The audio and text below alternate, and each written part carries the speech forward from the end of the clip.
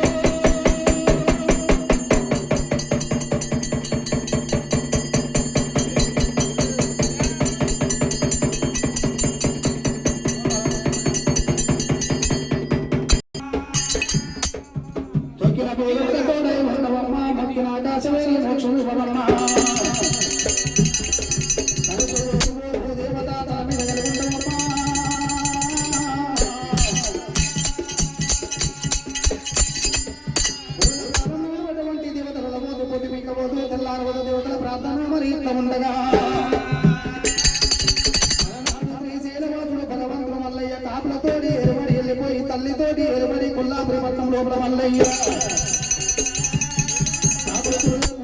తాపలి ఎన్న రాజ్యముతని చెప్పి మల్లయ్యో నాడు రామన్న లక్ష్మణ లక్కదూరు కోళ్ళాడు ఎంబడి పెట్టుకోని అటువంటి ముళ్ళు పోటు మూగలేగలు ఎంబడి పెట్టుకోని ఎందుకు కాంతంగా మోసం నాగలి తయారు చేసుకొని మల్లయ్యో దేవుని ఎంబడి పెట్టుకొని అంతాను పడివి లోపల ఎరవచ్చు అటువంటి కనుకనే మీ కాంచాల వారి కింద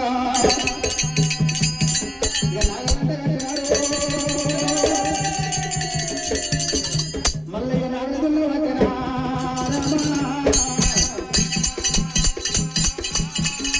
తూర్పున పడమట భగవంతుడు మల్లయ్య నాగదున్న వడ్డేనమ్మా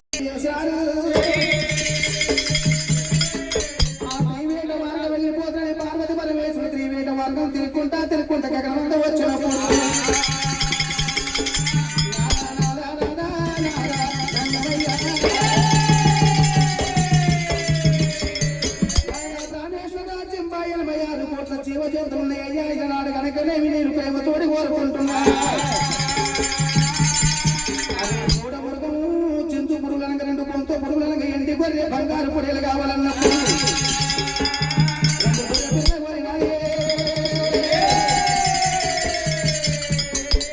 పార్వతమ్మ రెండు గొర్రె పిల్లలు కోరుకున్నప్పుడు పార్వత అడగనంతనే కనుకనేమి అంశ లోపల పార్వతి అంశ లోపల ఎంటిది గొర్రె వేసినాడు శివుడి అంశ లోపల బంగారు పొడేలు వేసిండు పార్వతమ్మ ప్రేమతోటి పెంచుకోమని పార్వతమ్మకి ఇచ్చినాడు ఆ పార్వతీదేవి కనుకలేమి అన్నం పెడితే తింటలేవు పాలు పోస్తే తాగుతలేవట పార్వతి అడవి లోపలికి వెళ్ళాలి అటువంటి గడ్డి మేపాలన్నప్పుడు పార్వతమ్మలను కనున్న గొర్రె పిల్లగా తీసుకొని అంత అనపడి లోపల ఎరవచ్చు పార్వతీదేవి ఆ గడ్డి మేమని చెప్పి వదిలిపెట్టి పార్వతీదేవి ఎల్లంకల పుట్టగడ్డగత లాభం చేసి పండుకున్నదట ఆ గడ్డి వేసే గొర్రె పిల్లకి ఎక్కలేని ధూపలైనవి వెనుకకు ఏడు ఆమడ ఊరికి ముంగడికి ముందు 3 ఆమడ ఊరికి వచ్చి పార్వతమ్మ లోపల ఏదో శాసి మీద పెట్టి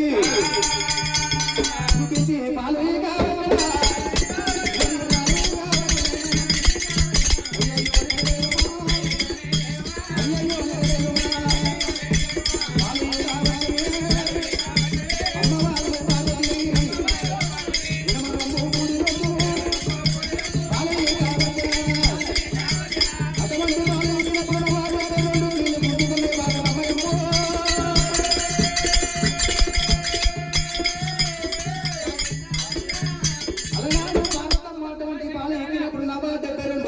గుంజుతున్నాయి అమ్మ సత్తులు అంటారమ్మా